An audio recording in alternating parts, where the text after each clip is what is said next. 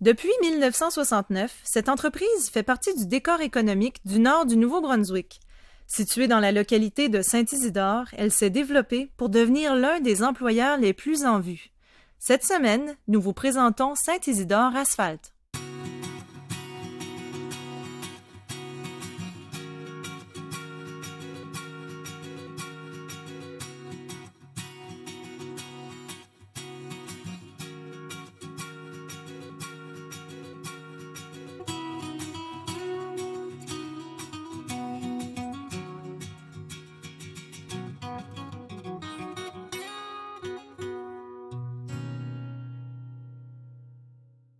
Depuis 45 ans, cette entreprise nous trace la voie. Pour nous parler de Saint-Isidore Asphalt, son fondateur et propriétaire, M. Richard Lauzier. Bonsoir. Bonsoir. Qu'est-ce que c'est exactement Saint-Isidore Asphalt? Le Saint-Isidore Asphalt, c'est une entreprise d'à peu près 250 employés. Puis, c'est aussi avec un chiffre d'affaires entre 40 et 50 millions par année. C'est quand même très important pour une petite communauté comme Saint-Isidore, par exemple, parce qu'on crée beaucoup d'emplois à Saint-Isidore, mais aussi Tracadie, Shiloh, Paquetteville, toutes les régions envoisinantes. On emploie aussi des gens de la localité jusqu'on va travailler, jusque les contrats sont là. Justement, vous parlez de contrats. Vous faites des contrats d'asphalte, vous pavez la route. Vous avez également une entreprise qui fait aussi du ciment, du béton. Est-ce que je couvre tout le terrain? Mais aussi, on fait la construction de la route. Il y a beaucoup de monde qui pense que l'asphalte, c'est notre plus gros pourcentage, mais c'est le contraire. C'est la construction des routes. Puis c'est là qu'on a plus d'employés à l'heure actuelle.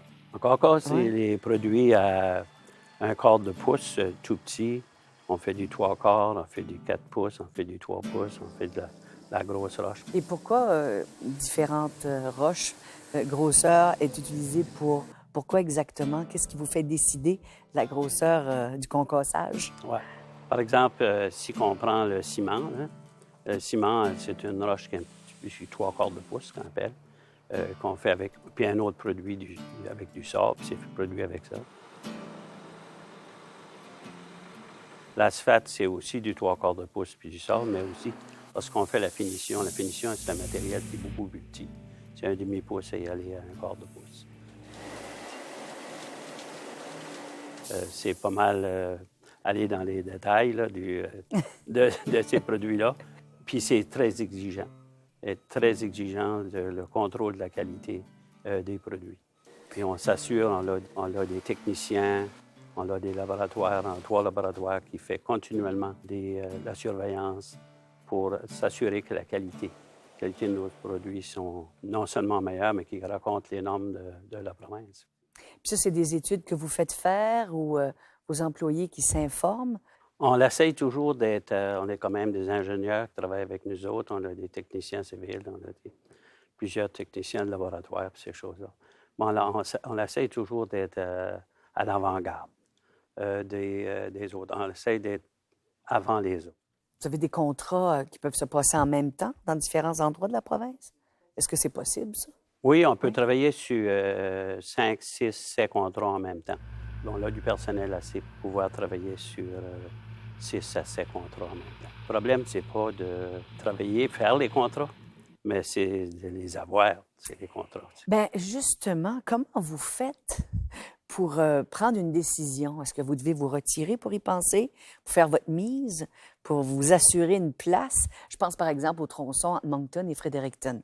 Ça a été une grosse job, là. Je veux dire, avoir ce contrat-là a sûrement changé quelque chose dans la voie de Saint-Isidore Asphalt. Comment avez-vous pris la décision? Bien, pour commencer, on a été demandé parce qu'on était quand même une entreprise respectée dans la province de Nouveau-Brunswick.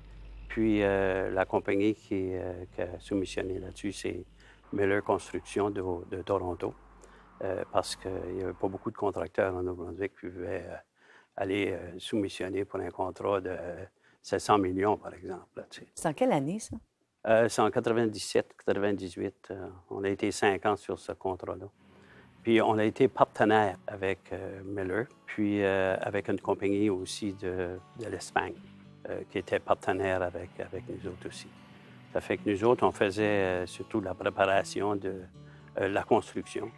On n'a pas fait toute la construction de Fredericton puis Moncton, mais on a fait une bonne partie. Puis aussi, on a fait la construction, mais on a fait aussi l'électricité. On a fait toutes les lumières, toute l'électricité, tout ce qui avait rapport à l'électricité pour tout le tronçon de Fredericton puis Moncton. On n'avait jamais fait l'électricité trop, mais on a dit, oh, ben, ça se fait par du monde, on va aussi missionner. Puis on avait des gars dans notre équipe aussi qui avaient une certaine connaissance de l'électricité. Puis c'était quand même très challenger, comme on pourrait dire. Là. Ben oui, c'est un gros défi. C'est un défi. Mais en fait, il n'y a rien qui vous arrête, vous? Presque rien. Presque rien. Qu'est-ce qui vous arrête? À mal faire. Ah! J'essaie de faire toujours mon mieux. Puis je pense que c'est ça qu'on devrait tout faire. Essayer à faire le mieux qu'on peut, puis le plus qu'on peut. Le faire une fois, puis... Le faire une fois, puis le faire bien. C'est là.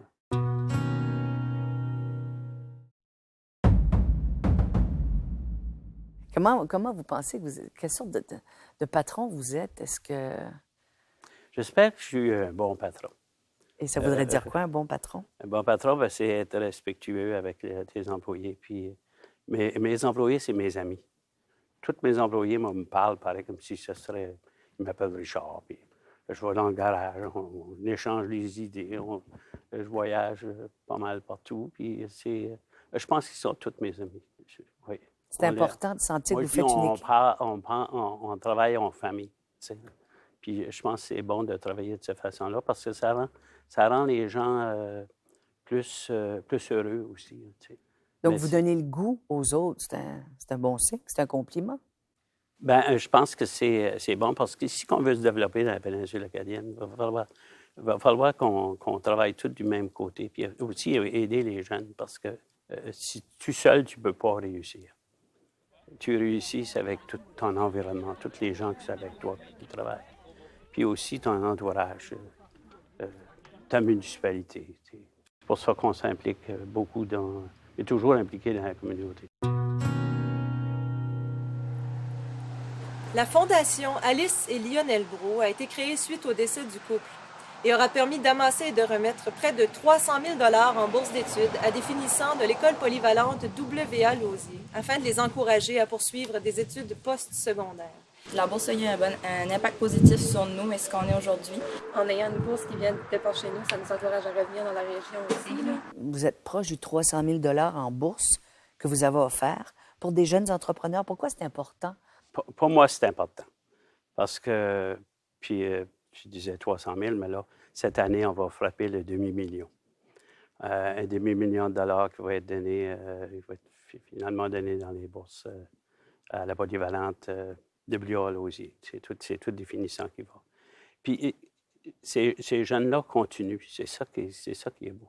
100 % des jeunes, quand on a donné des bourses l'année dernière, je demandais ça à la secrétaire, qu'est-ce que le pourcentage?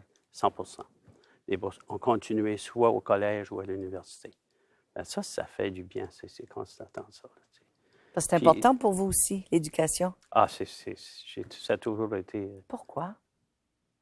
Bien, si on peut se développer, c'est dans le savoir. On ne peut pas se développer si on a des gens qui ne sont pas éduqués, par exemple. Il faut absolument que nos jeunes continuent à l'université ou dans les collèges. Puis 98 % des jeunes se placent en dedans de 2 ans, s'ils vont soit au collège ou à l'université. Mais peut-être 30 % des élèves qui ne vont pas à l'université, après 2 ans, sont sur le marché, sont certainement sur le chômage ou du travail qui est minime. Tu sais, hein. Ça a dû vous briser le cœur quand, à 17 ans, vous avez dû lâcher l'école? Bien, j'ai toujours voulu être en affaires. Je me souviens, j'étais à la petite école. Puis j'étais peut-être 9 ans, 10 ans. Puis il y avait une place que je passais en venant de l'école. Là, puis je disais, plus tard, là, je vais avoir un magasin. Là. Donc déjà, c'était là quand vous étiez enfant? Oui. Et puis, pourquoi vous êtes parti? C'est à Sept-Îles, au Québec? Oui, j'étais à Sept-Îles. Oui, j'ai parti à Sept-Îles. Puis j'ai commencé à travailler dans un magasin Eaton, par exemple. Puis après, j'ai travaillé dans les pièces pour General Motors, GM, par exemple. Après, là, j'ai changé de travail. Il y avait quand même le soir, il y avait quand même... tu pouvais continuer tes études le soir. On avait des professeurs, c'était des ingénieurs la plupart du temps. Puis, pendant 5 ans, j'ai été à l'école à tous les soirs que je pouvais aller. Pour graduer, avoir votre 12e année? J'ai gradué ma 12e année, puis après ça, j'ai fait la mathématique avancée, puis la physique avancée, puis toutes ces sciences-là. Et là, vous étiez toujours au Québec à ce moment-là? Toujours au Québec, oui. Mais là, vous décidez de revenir au Nouveau-Brunswick parce que vous avez des enfants. Oui, je voulais m'en revenir au Nouveau-Brunswick avant que les enfants commencent à l'école. Puis, Belledune ouvrait. Tu sais, le smelter à Belledune ouvrait. Puis, je m'en allais, j'avais un emploi de surintendant à Belledune. J'ai commencé mon service station que j'ai à Shiloh, l'Imperial Oil, l'ESSO, parce qu'ils n'étaient pas prêts, eux autres. Ils ouvraient au mois de septembre, j'étais au mois de mai. Ça fait que là, j'ai dit... Un petit 3 mois, vous ne pouvez pas attendre. Ah, faut pas. Ça fait que j'ai ouvert mon service station, puis là, ça y allait assez bien.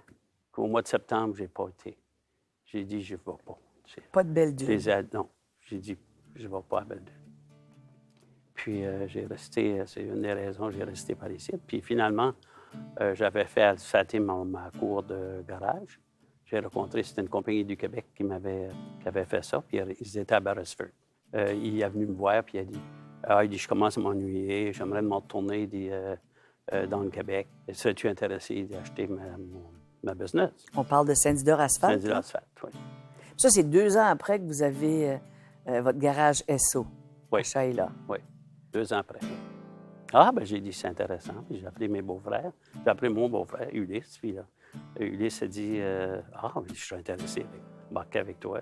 Puis là, il a parlé à son frère. Puis son frère m'a rappelé. Puis là, il a dit, hey, moi, j'aimerais embarquer avec toi. Puis finalement, les 3 frères embarquaient avec moi. Puis on a travaillé, Lionel et Donna, jusqu'à la mort, eux autres, parce qu'ils sont décédés assez jeunes. Puis Ulysse s'est retiré 5 ans passés. Fait que vous êtes encore là à travailler. Ouais. Vous êtes trop occupé. Et puis, ça s'est fait en 68. Vous avez accepté l'offre avec vos 3 beaux-frères. Et puis là, depuis ce temps-là, ça n'a pas arrêté de grandir. À tous les 2 ans, je pense, vous avez fait l'acquisition usine de béton Ready-Mix 8 ans après. 2 ans après, 2e usine de béton. Vous avez fait un achat à Dundee en 82. Ça n'arrête pas. Même que 15 ans après, vous avez pénétré le marché de tout le nord-est du Nouveau-Brunswick. 15 ans après. Bien, moi, je dis en affaires, il faut que tu continues, il faut que tu progresses, il faut que tu continues. Tu ne peux pas rester au même stade. Là. Je compare ça comme courir en descendant une côte. Hein. Quand tu descends une colline, là, puis tu cours, là, tu ne peux pas arrêter. Il faut que tu continues. Bien, je dis, être en affaires, c'est à peu près la même chose. Puis peut-être c'est des choses que nous, c'est peut-être la partie que j'ai le plus de misère à atteindre comme objectif que des fois je me fixe, c'est être capable de se mettre au niveau de tout le monde, puis de communiquer avec ces personnes-là, puis se faire des amis là, vite. C'est tellement facile. 5 enfants. 5 enfants, 12 petits-enfants, puis en arrière, petits-enfants. Ça fait... ça demande beaucoup d'amour. Je pense que vous en avez beaucoup. Oui. C'est important pour vous, la famille. On a tellement d'années aussi. Votre fils Ronald, vous en avez parlé tout à l'heure, fait partie, ingénieur pour Saint-Isidore Asphalte. Est-ce que tous vos enfants sont impliqués? Les enfants sont impliqués dans les entreprises. Tous les 5 enfants sont en affaires. Les enfants sont dans une entreprise qu'ils ont fondée, Empire, qui comprend l'imprimerie, la librairie, stylo presse, le centre d'achat et entreprise aussi. JSR aussi, Reproduction Atlantique anciennement. Au parc industriel, on vend des produits industriels. OK, donc toutes les entreprises, c'est vos enfants, ça, c'est les intérêts de vos enfants. Oui. C'est certainement que je les aide beaucoup. Là. Je les aide beaucoup. On parle souvent avec eux autres. J'en reviens encore à une journée, on avait une réunion, puis on avait une réunion à la maison. C'était dans la salle à dîner, puis on était tous sur la table. Puis on était après parler d'affaires. on donnait des parts à un, puis l'autre donnait des parts à l'autre, puis des choses. Puis juste avant de porter ça au comptable, puis aux avocats. Là. Puis Caroline a dit, il y a juste nous autres qui peut faire ça. Elle dit, je pense pas que ça peut se faire ailleurs. Tu sais, comme les frères donnaient à leurs sœurs, à leurs choses, des actions d'entreprise qui font des... Voir à l'autre, que l'autre est ce qui lui sied, en fait. Oui, oui. Je me rappellerai toujours de cette phrase-là. Mais c'est ça qu'une famille. Une famille, il faut que tu sois unis. Hein. Puis lorsque tu travailles ensemble, hein, tu fais du progrès. Mais si tu travailles un contre l'autre, ben... Des valeurs que vous inculquez à vos employés? D'avoir de l'écoute, d'être là pour l'autre? Oui, puis il faut toujours... l'employé, il faut toujours... Chaque employé est important.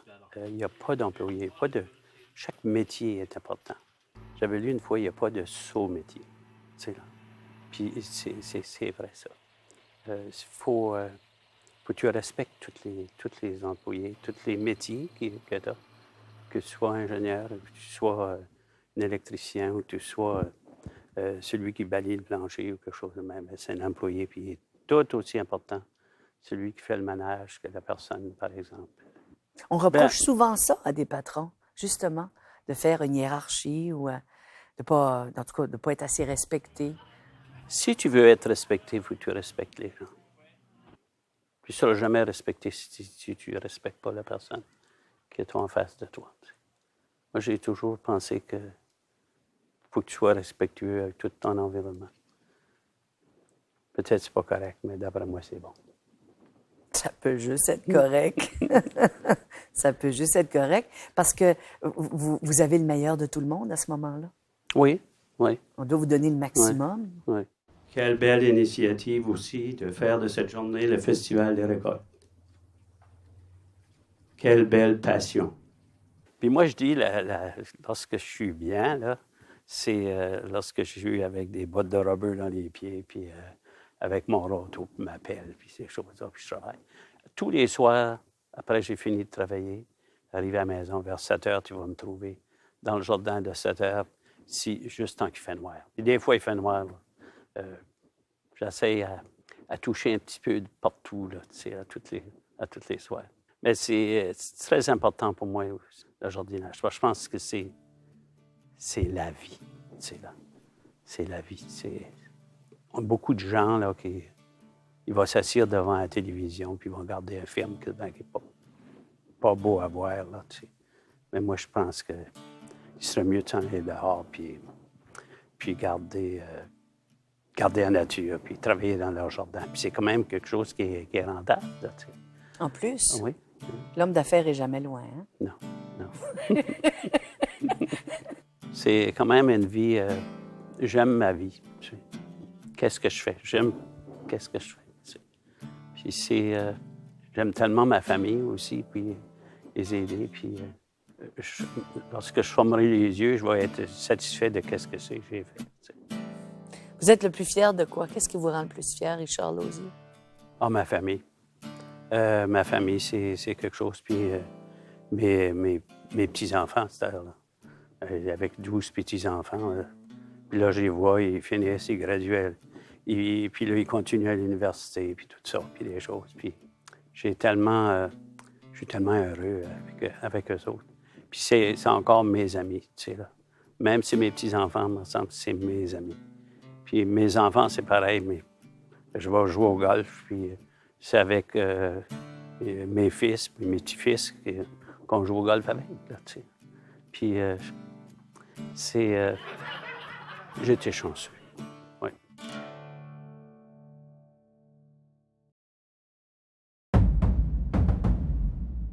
Est-ce qu'on vous demande conseil, Richard Lauzier? Est-ce que des jeunes qui veulent se partir en affaires... C'est certainement que ça nous arrive assez souvent que les jeunes vont nous demander des conseils. Puis, il ne faut pas que tu aies peur de donner des conseils parce que... Puis, je pense qu'il faut, la communauté, là, elle a un devoir de renseigner les jeunes pour qu'ils puissent faire demain partir eux autres ici. Parce que c'est pas si mauvais que ça d'être en affaires. Tu sais. Moi, je me souviens dans les années, quand j'ai commencé en affaires, c'est certainement, on plaçait le social avant les affaires. Les gens d'affaires, c'était comme mal vu. On était des voleurs, on était des tricheurs, puis on était tout ce qui n'était pas bon. La là. mentalité La n'est pas un petit mentalité peu. était là-dedans. Puis là, ça a beaucoup affecté la péninsule acadienne parce qu'on a beaucoup plus de jeunes qui s'en vont en affaires qu'on l'avait, par exemple, 30 ans passés ou 40 Vous voyez ans une passés. différence. Ah, il y a une grosse différence. Puis qu'est-ce que vous leur dites comme conseil? Qu'est-ce que ça prend? Foncez. Ah oui. Foncez. Moi, je dis, c'est presque de la physique, la réussite. C'est le temps multiplié par l'effort. Puis après ça, ben, tu vas faire un succès. Tu vas arriver à un succès. Puis c'est la façon que tu vas arriver. Si tu ne mets pas de temps, tu ne pourras pas arriver. Tu ne mets pas d'effort, tu ne pourras pas arriver. Puis plus tu vas travailler longtemps sur ton projet. C'est pas facile, mais c'est tellement, ça te rend tellement heureux de pouvoir aider ta communauté, développer, créer des emplois. C'est ça qui nous manquait au début. Tu sais. Le côté social, c'est beau, le côté social. Moi, j'ai toujours cru qu'on sera fort socialement lorsqu'on sera fort économiquement. C'est l'économie qui nous crée du social. Lorsque cet édifice ici a été construit, on était en 1910. Celles qui ont construit cet édifice ici l'ont fait avec les gens de la place, les gens de la communauté qui ont travaillé dans bien des cas bénévolement, en faisant des corvées, et on sait comment ça se passait dans ce temps-là. Il n'y avait pas de Richard Lausier en 1910.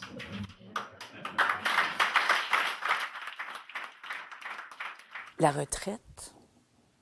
C'est quoi la retraite? J'y ai jamais pensé. Tu sais. Je vais travailler tant que je vais pouvoir me lever le matin puis me rendre à Saint-Isidore. Tu sais. Vous allez à tous les jours? Vous... Toujours. Toujours. Ça fait 40 ans que j'ouvre la porte. C'est vous qui ouvrez la porte. Je suis le premier le matin. Oui. Depuis 45 ans, Saint-Isidore Asphalte, vous faites de la route. Donc, à tous les matins, vous faites cette route-là. Est-ce que c'est votre route préférée ou quelle route vous préférez rouler? Ah, certainement. La route que j'aime le plus à rouler dessus, c'est les routes qu'on a construites. Elles sont où? Ben, partout dans la Partout, province. Pas grande section de la route. Dans le nord, par exemple, certainement de Campbellton, et aller à Newcastle, puis une bonne partie de la route qui va à Moncton, ou à Fredericton, ou dans la section de Saint-Jean, ou Woodstock, ou Saint-Stephen. On a travaillé presque sur toutes les routes du Nouveau-Brunswick. Mais c'est certainement, j'aime plus conduire sur les routes qu'on a construites parce qu'ils sont les plus belles. Richard Lausier, merci beaucoup de cet entretien. Ça m'a fait plaisir. Ça me fait vraiment plaisir, Diane.